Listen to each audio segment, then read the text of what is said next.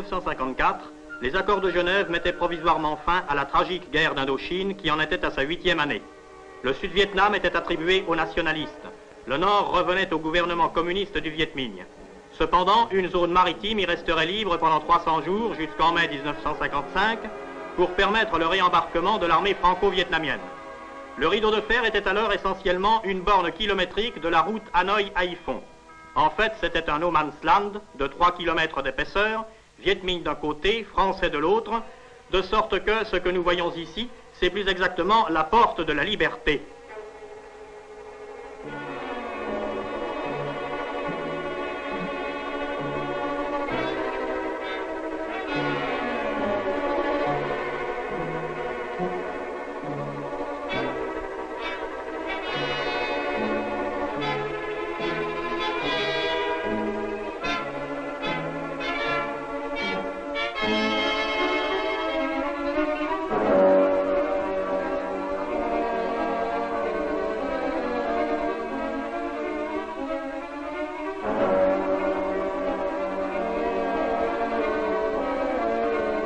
Pas de gardien vietnamien au rideau, le gouvernement nationaliste ayant refusé de reconnaître des accords qui consacraient la coupure du pays en deux.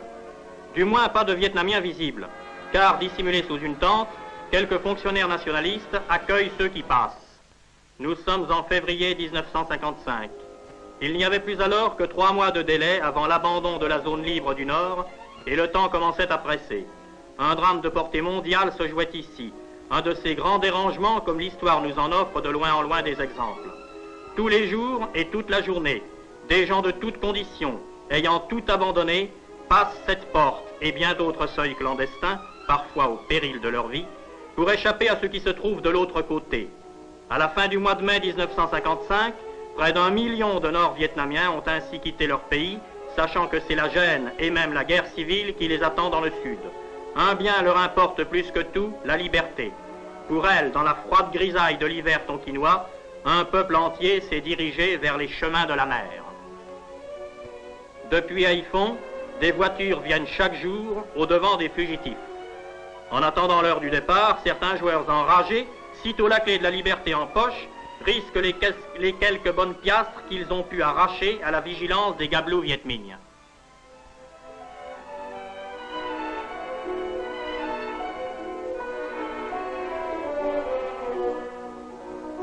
Deux fois par jour, la petite station symbolique du rideau de fer s'anime au passage du train de la liberté. On pourrait tout aussi bien l'appeler le train du trafic, car là où se trouve un rideau, se trouve également la possibilité de réaliser des affaires, à ses risques et périls, il est vrai.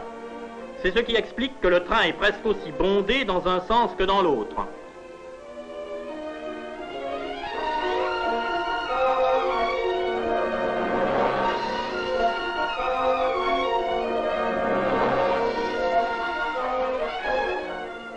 Le train de la liberté entre en gare de Haiphong. Les risques tout repasseront le rideau demain et tenteront de fructueuses transactions le plus longtemps possible.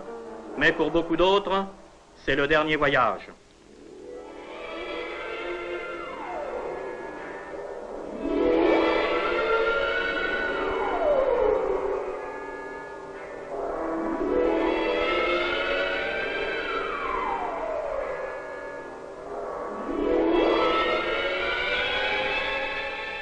Un malheur.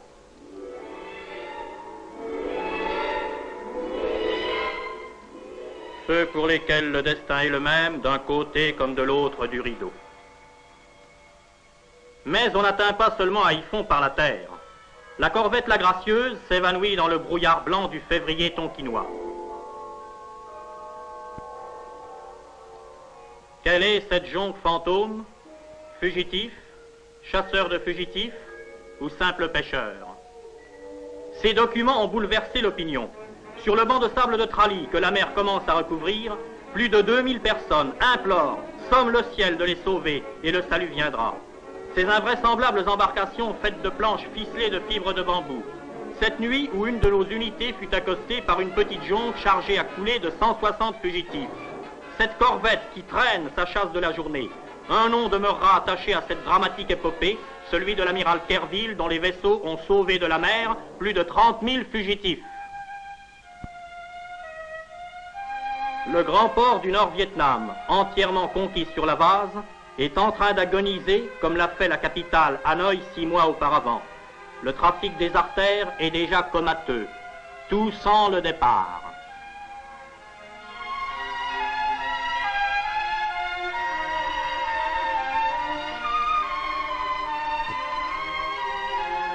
Les gosses ont vite fait de prendre possession de cet espace nouveau, les vitrines vides. Sur les trottoirs déferlent les objets les plus inattendus. Les petits métiers, chers aux villes d'Extrême-Orient, vivent leurs derniers jours. Ils n'intéressent pas le régime populaire.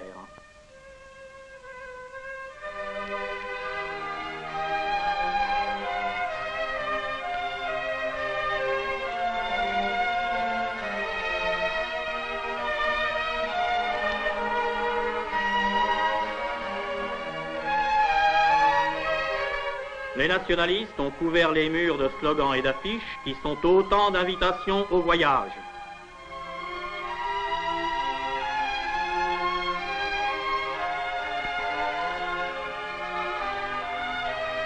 Les réfugiés qui arrivent à Haiphong à la cadence de 1000 à 2000 par jour sont parqués dans d'immenses camps montés avec les guitounes de l'armée. Et les cloîtres de la mission en sont tout pavoisés.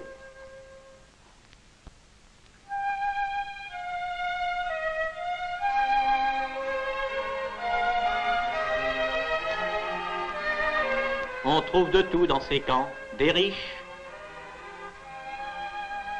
mais surtout des pauvres.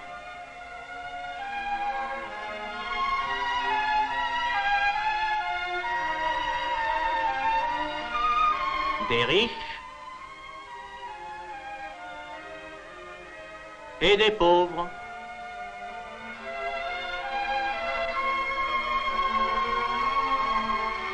On tue le temps comme on peut, en attendant. Il y a des as qui, fendant, l'ont une canne à sucre d'un seul coup de coupe-coupe. Chaque jour, des camions passent dans les camps, emmenant 100, 200 réfugiés. Ceux-ci seront à Saigon dans 4 heures. Seuls les enfants ont le sourire. Un grand voyage, un baptême de l'air, c'est une aventure, et les enfants n'ont jamais boudé l'aventure.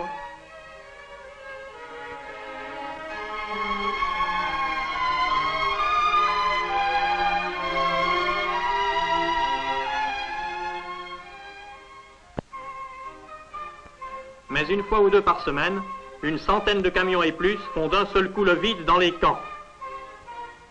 La marine française se charge du transport depuis Haiphong, dont le port envasé ne peut recevoir les très gros vaisseaux, jusqu'aux eaux profondes de la baie de Halong.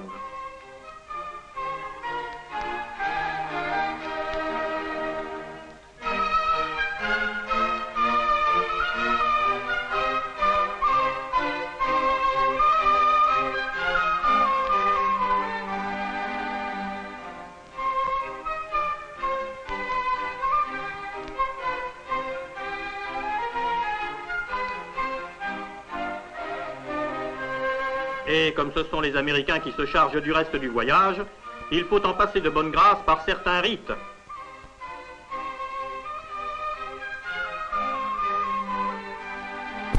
La femme de l'amiral Kerville est elle aussi de tous les départs et dirige avec entrain l'équipe sociale.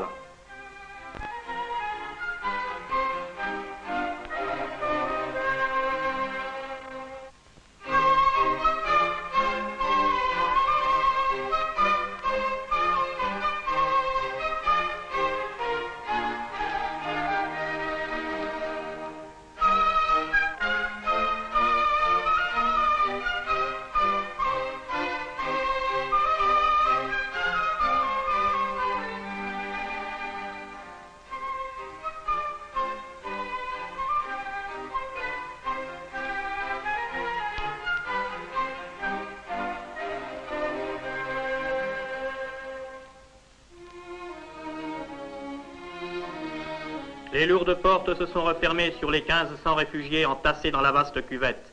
Le LSM s'éloigne, tandis que 3 autres vont venir successivement faire le plein. Déjà, on ne touche plus à la terre. Cette côte basse, ces maisons qui défilent, c'est le pays qui s'en va.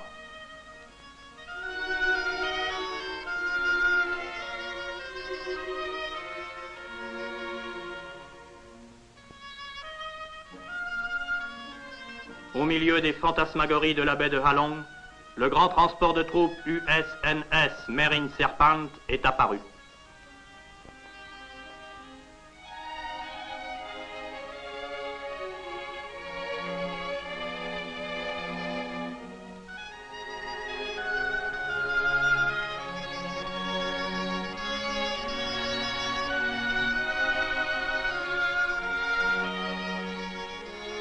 Attention à l'abordage.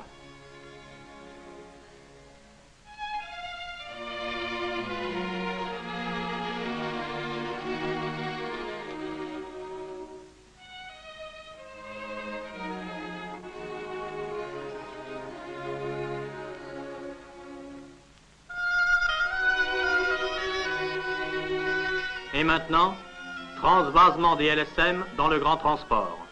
L'opération prendra toute la journée.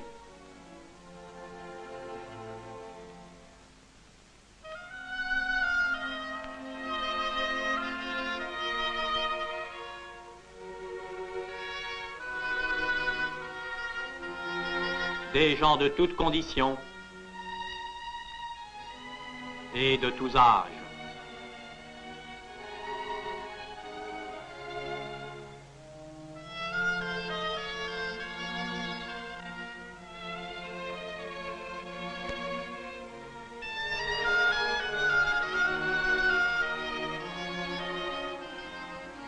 Pratique,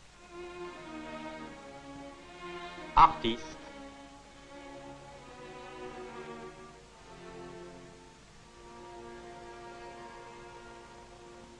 pendant qu'il fait son plein de chair humaine par un flanc, le Marine Serpent a été accosté à l'autre flanc par un cargo ravitailleur et se remplit de nourriture pour faire subsister ses 6000 passagers.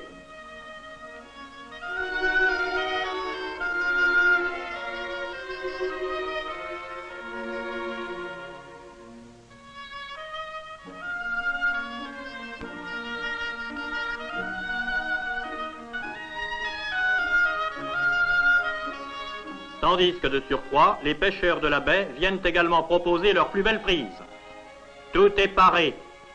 Un pâle rayon a tout de même percé un instant l'épais manteau de la brume hivernale, comme si la baie voulait se faire plus belle et sourire une dernière fois à ceux qui vont partir.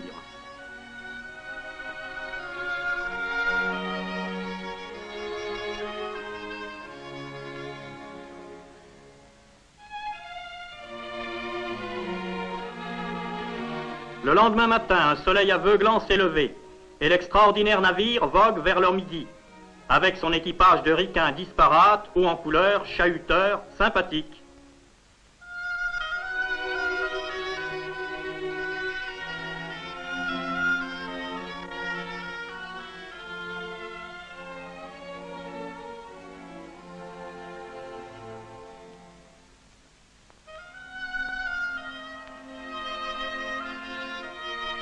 Avec son équipe française de liaison, ses aumôniers, ses assistants sociaux, et sa foule, répandue dans les moindres recoins des dortoirs et des ponts, et même des escaliers.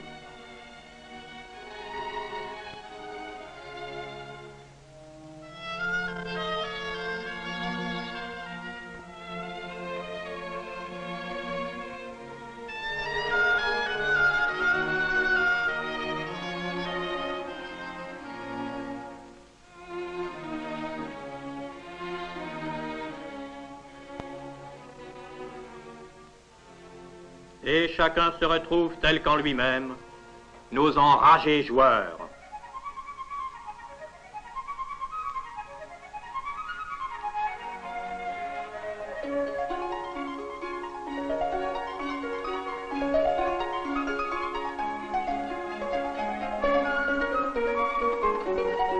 Pour ceux-ci, le trésor qu'on emporte en exil, ce sont ces humbles images saintes, hâtivement décrochées du mur de la maison natale au moment du départ. Cette foule n'est pas uniquement vietnamienne. Voici des Nung, population de la frontière sino-tonkinoise. Et ceux-ci, ce sont des Man, tribus des montagnes du Tonkin, chez qui, semble-t-il, rien n'a dû changer depuis des siècles. Ils s'en vont eux aussi. Il y en a plusieurs centaines à bord.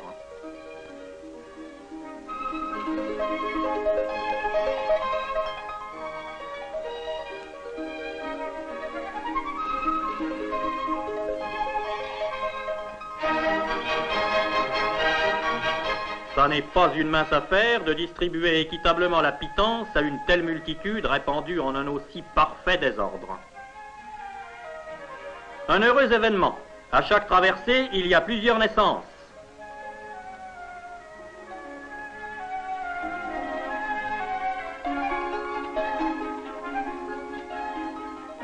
C'est gentil.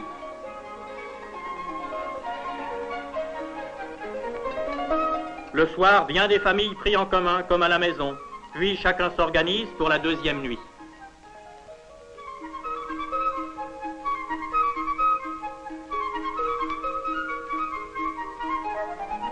Le lendemain matin, le cap Saint-Jacques est en vue. Le navire remonte alors, pendant 4 heures, les méandres de la rivière de Saigon. Le grand voyage hebdomadaire du Marine Serpent est terminé. La grande ville de près de 2 millions d'habitants se présente en complet contraste avec les cités agonisantes du Nord. Avec ses aspects disparates, son trafic parisien et archaïque, ses avenues, son grand port, son bazar, ses sentines, sa population flottante sur des centaines de sampans, ses temples de la divinité, églises, pagodes, mosquées, temples hindouistes, ses temples de l'argent, ses temples du jeu et du plaisir, ses tripots.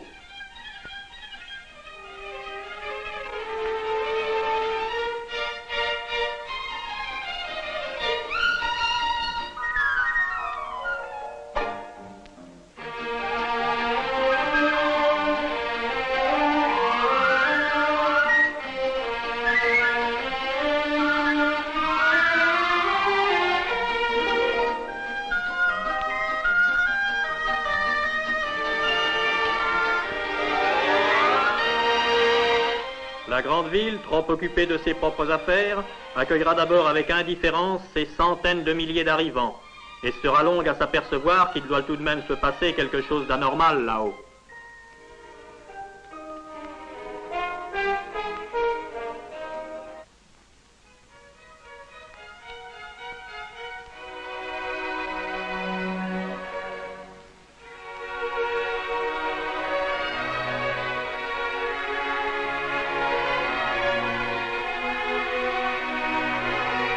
Des heures durant, une voiture remplie appelle les noms de ceux qui sont attendus, par un parent, par un ami.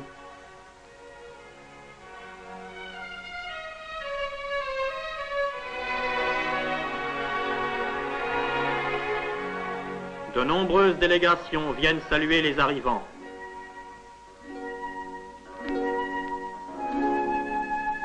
Les services sociaux, français et vietnamiens, prépare des monceaux de boîtes de lait et conserves diverses.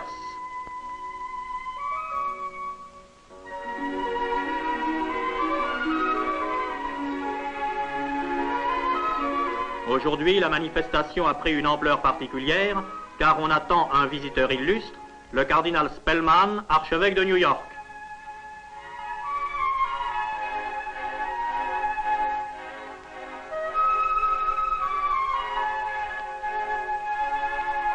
Une délégation de pittoresques bonzes.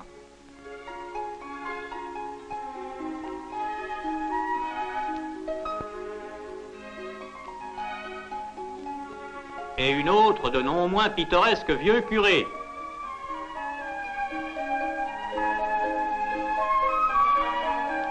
Monseigneur Pham Ngoc Thi, l'évêque qui s'occupe spécialement des catholiques émigrés. Et voici le cardinal Spellman.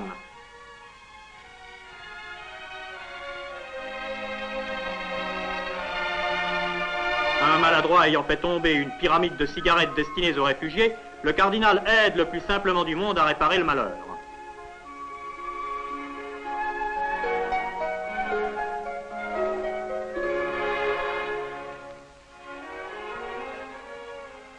Rejoint par le président de Ngo Dinh, le cardinal adresse quelques paroles d'encouragement aux réfugiés et les assure que la sympathie des catholiques des USA se traduira sous les espèces de bons dollars qui ne pourront être que les bienvenus. Tout cela n'empêche pas le petit commerce d'établir dès avant le débarquement un premier contact entre les arrivants et les Saigonais. La longue opération du débarquement est commencée. Pour observer ce phénomène dont l'ampleur commence à étonner le monde, les plus grands journaux ont dépêché leur crack, Graham Greene, envoyé du Sunday Times et du Figaro littéraire.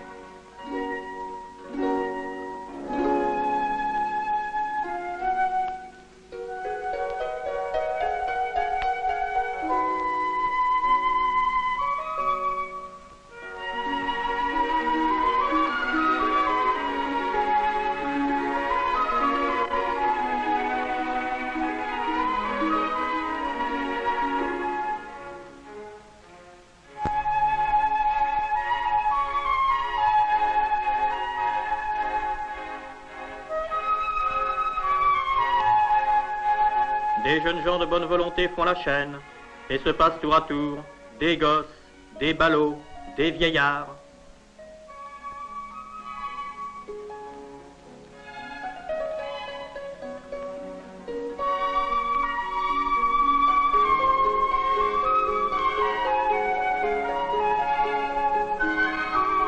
Cette vieille infirme chinoise est accueillie par des compatriotes et, comme tout le monde, elle reçoit sa ration de douceur.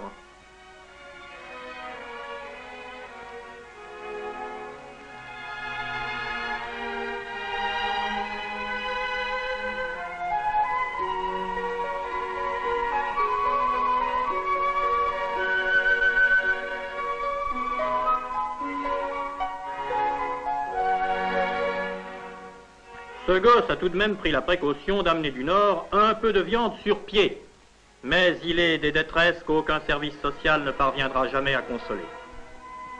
Les Nung, reconnaissables à leur type et à leur costume plus spécifiquement chinois.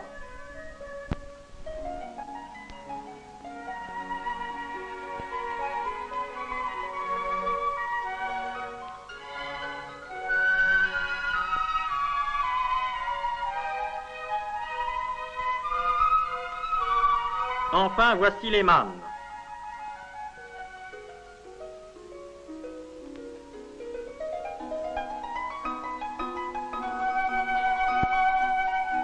Quel cataclysme a bien pu égarer sur les quais de Saigon cette princesse des montagnes du Nord.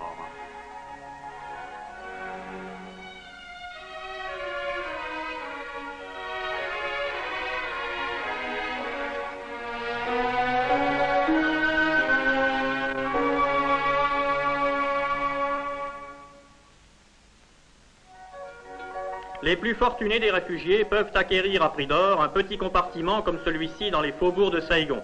Dans l'unique pièce, on a rassemblé les quelques trésors qui ont pu être sauvés, souvenirs de l'aisance d'hier, les précieux vases anciens de Chine et les belles tuniques des jeunes filles. Mais la plupart des réfugiés ont été emmenés dans un des immenses camps de transit du Tour de Saigon, qui sont ravitaillés chaque jour par les camions de l'armée. La petite vie s'y organise là aussi, au jour le jour, en attendant.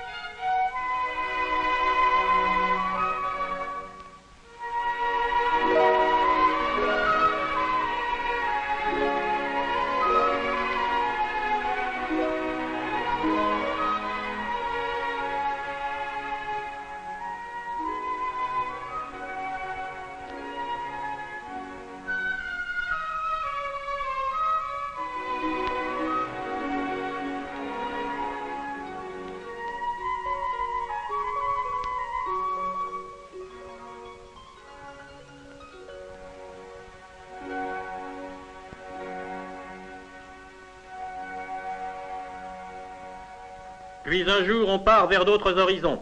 Les Man sont pris en charge par le père Maillot. Il les ramènera vers les montagnes, leur habitat de toujours. Avant leur départ, ils reçoivent la visite du cardinal Gilroy, archevêque de Sydney, venu à son tour apporter aux réfugiés du Nord-Vietnam le salut et l'aide des catholiques australiens. Ceux-ci étaient pêcheurs. Les voilà transplantés en pleine forêt. De l'eau, un petit puits en donne chichement. Mais l'artisan né qu'est le Tonkinois entreprend alors de fabriquer en miniature ce qu'il construisait naguère sur les grèves de la baie de Halong.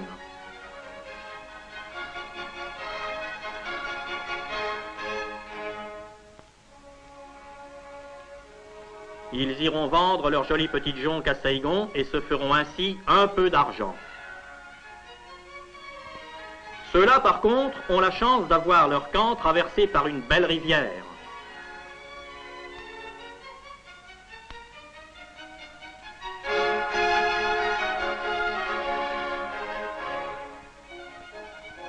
Cependant que partout, on commence à s'organiser.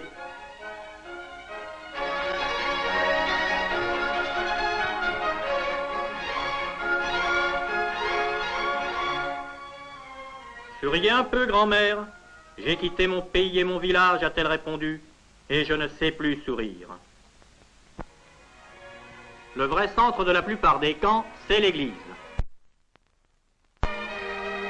Les camps les plus émouvants sont évidemment ceux qui, renouvelant la geste des pionniers de tous les temps, sont allés s'établir dans la jungle vierge des plateaux de la cordillère anamitique.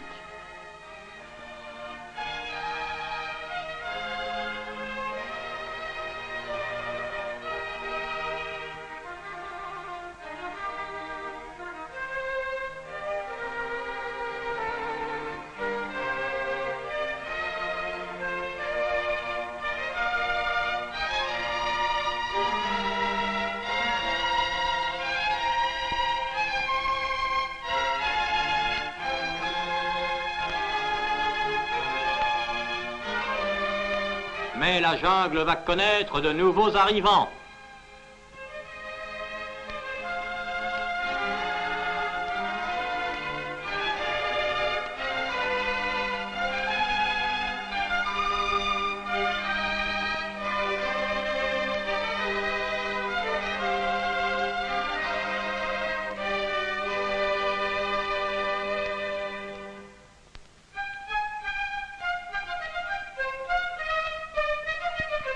Dans les vastes espaces défrichés, d'extraordinaires villages commencent à s'élever, avec leurs tentes, leurs cabanes de feuilles et de bambou, leurs maisons de tôle.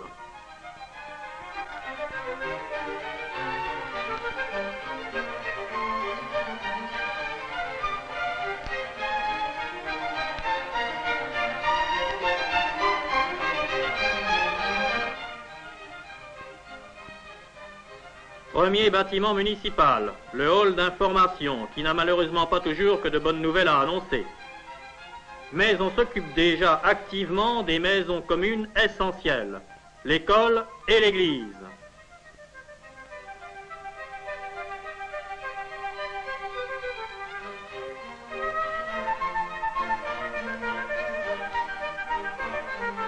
Ainsi, désormais, c'est à l'ombre du pignon de la modeste église que s'étendra le cimetière des voisins, avec ses urnes qui y sont déposées pour servir de siège à l'intention des âmes défuntes.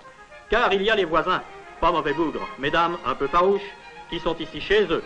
Et le jeune chef du nouveau village des pionniers chrétiens se préoccupe de nouer avec eux des relations de bon voisinage. Bonjour, grand chef. Tiens, qu'est-ce que c'est que ce type-là? Il en a une touche. Enfin, bonjour quand même. Oui, ça va. Quelle manie ont-ils de tout emballer? Ils s'emballent dans de la toile et il faut qu'ils emballent même leur tabac. Enfin, sachons nous montrer compréhensifs vis-à-vis de ces mœurs étranges. Ça ne fait rien tout de même. Avouez que pour le costume, nous autres moilles, nous avons résolu la question d'une façon autrement plus simple et autrement plus astucieuse.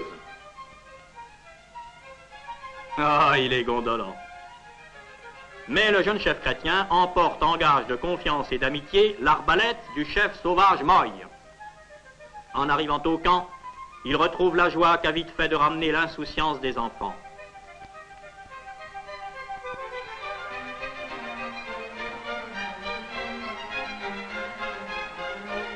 Et la vie reprend le dessus. On fait connaissance avec cette terre si jaune, si sèche, si différente de la terre rouge et grasse du Nord. On voit ce qu'elle peut donner. Un peu d'élevage aussi. Et l'eau qu'il faut aller chercher au ruisseau.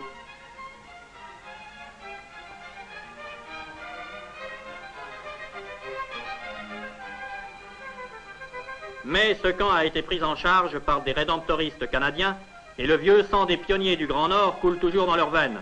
De l'eau a décrété le père Vaillancourt, nous en aurons au milieu du camp. Juste. Vous êtes fatigués, mes gars, mais bientôt nous aurons ici de l'eau bien claire et bien à nous. Et lorsque le soleil décline vers les crêtes, le grand murmure des prières monte de toutes les maisons. Ce qu'ils ont vécu au cours de ces derniers mois, ils s'en souviendront toute leur vie.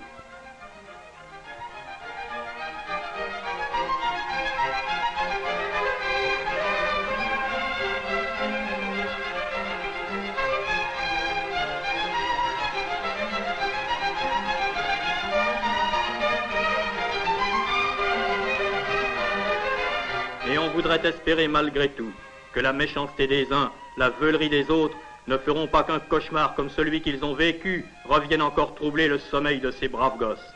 Et souvent leurs rêves et notre dernier souvenir se reporteront là-haut, par-delà le rideau de fer, vers tous ceux qui auraient voulu partir et ne l'ont pas pu, vers ceux qui ont préféré souffrir là où étaient leurs maisons et leurs champs, et vers cette poignée d'hommes, évêques, missionnaires, prêtres, restés à la garde des églises désertées et du petit troupeau des fidèles, vers ceux qui, au cours des siècles, ont profondément enfoncé la foi en terre du Nord-Vietnam et y dorment leur dernier sommeil.